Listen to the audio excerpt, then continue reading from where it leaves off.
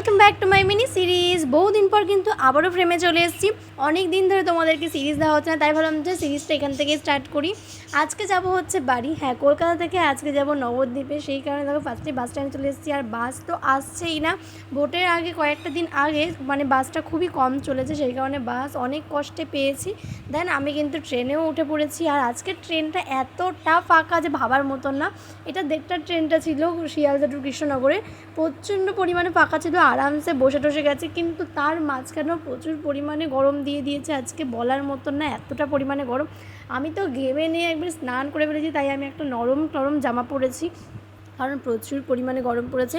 Basically ট্রেনে উঠলে আমার কিচ্ছু কোনো দিনই খেতে ইচ্ছা করে না, তবে আজকে দেখলাম যে কাঁচা মিঠা আম বিক্রি করছে, নিয়েছি কাঁচা মিঠা আম ভেবে, বাট এটা না মিষ্টি না টক, কেমন যেন একটু খেতে। 10 টাকা দিয়ে একটা আম কিনে তো আমার পোষালোই না।